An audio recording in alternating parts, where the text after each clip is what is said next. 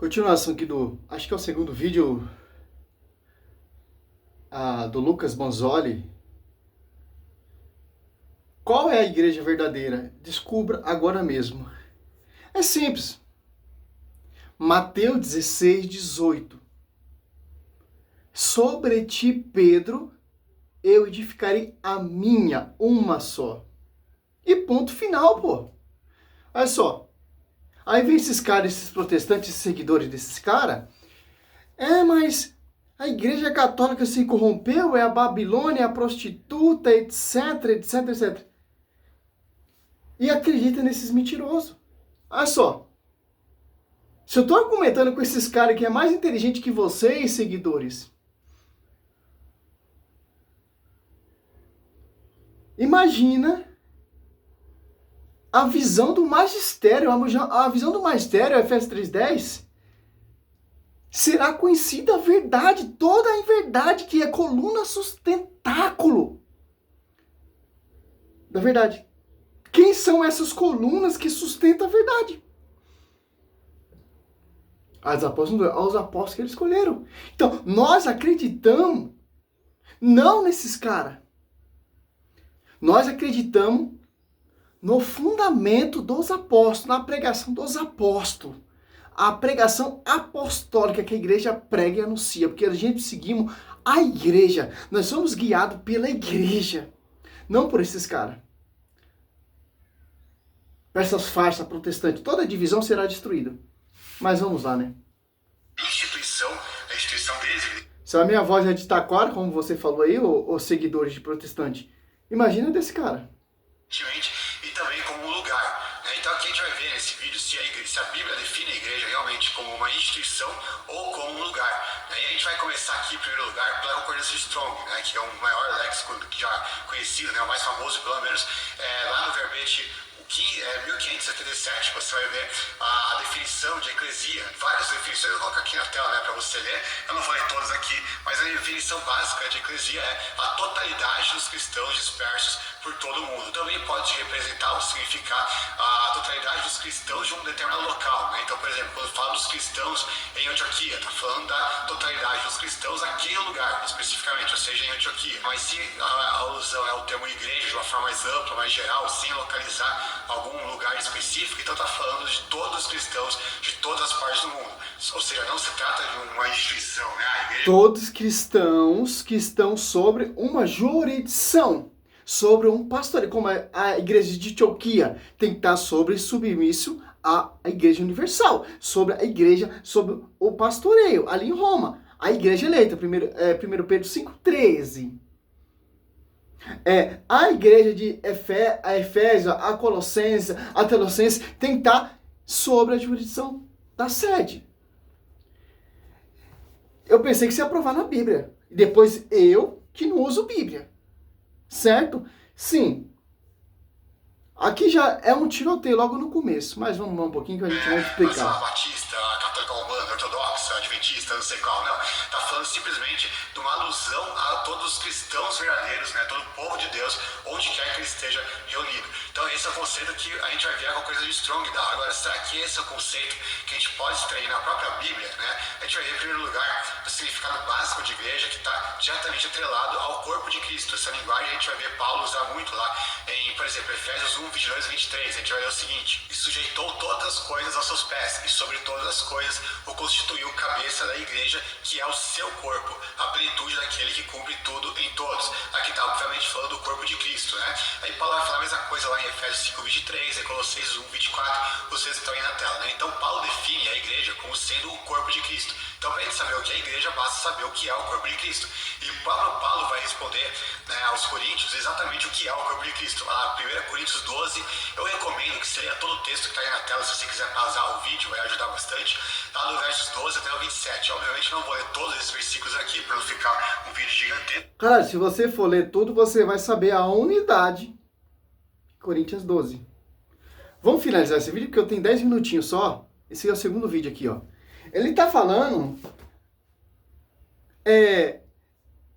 quer tirar o que? A unidade da igreja. Porque se a igreja é o corpo místico do Senhor, e os apóstolos são membros em sintonia e unidos com esse corpo,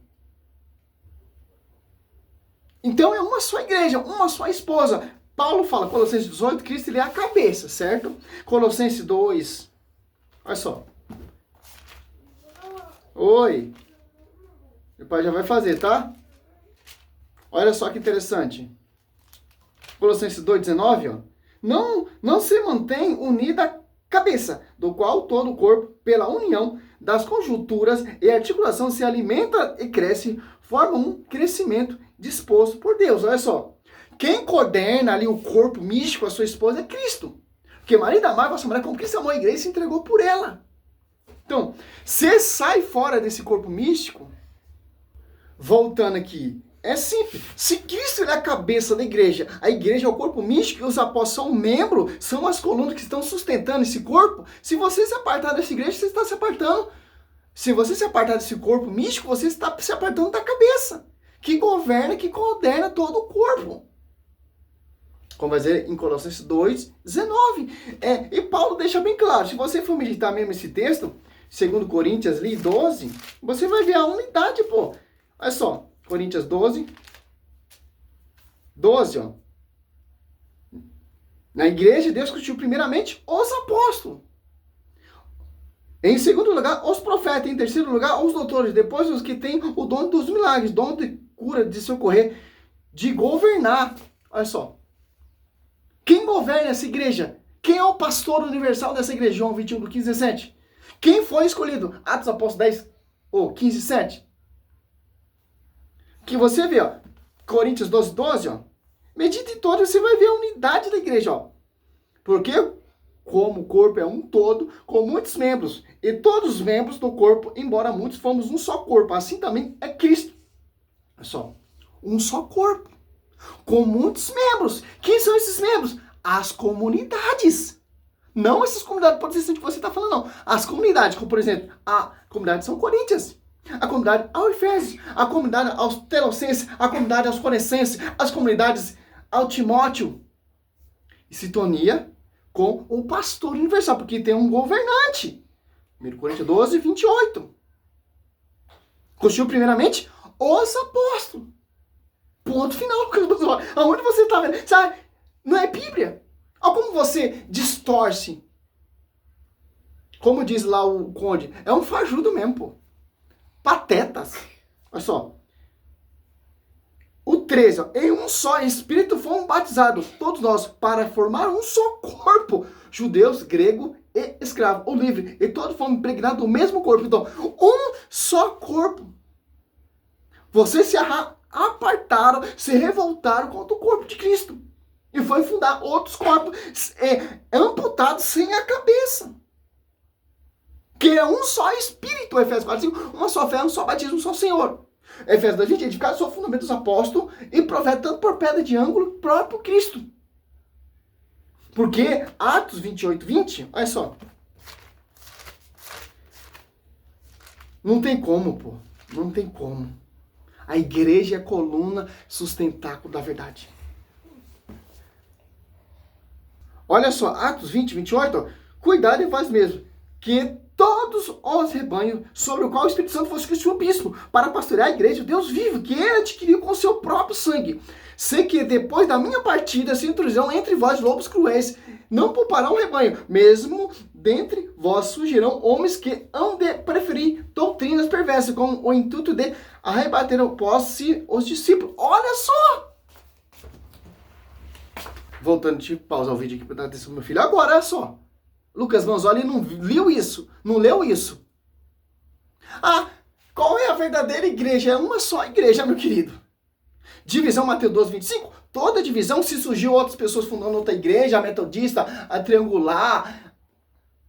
Tanto que os apóstolos edificaram igreja, ou comunidade, que são igrejas em sintonia com a sede. Por isso que se torna igreja universal, porque está em todo lugar. Comunidade. Igreja, só quem fundou foi o Senhor Jesus Cristo. Lá na cruz. E os apóstolos, Pedro e Paulo, edificaram a igreja lá, que é a sede, a eleita lá em Roma. 1 Pedro 5,13. Certo, meu querido? Ó, uma só igreja. Porque só foi uma revelação. Porque só tem um só pastor aí. A Universal tem um pastor. A Assembleia tem outro pastor. A Triangular tem outro pastor. Cada um são os seus fundadores. Que não está em sintonia com a cabeça, que não é a esposa do Senhor Jesus Cristo. Então Cristo ele é prostituta, então fundando várias denominações, várias igrejas, vários corpos, não, é um só corpo. Então Cristo não é prostituta. Para o mundo protestante, Cristo ele é a prostituta, porque tem várias esposas. Quem tem várias esposas é o quê, meu irmão? Mateus 16, 18. Acho que ele não leu isso na Bíblia dele. Nem Bíblia ele usa, né? Tudo no computador, tudo modernidade, esses apologeta moderno. Aqui, ó. Eu te declaro, tu és Pedro, e sobre essa pedra edificarei minha igreja. As portas do inferno não prevalecerão contra ela. A minha igreja, sobre ti, Pedro, eu edificarei a minha igreja, sobre ti, Pedro, a minha igreja, a minha igreja, a minha igreja. Ponto final. Quem é a minha igreja? Que igreja é essa? Você pega aqui, ó. Mateus.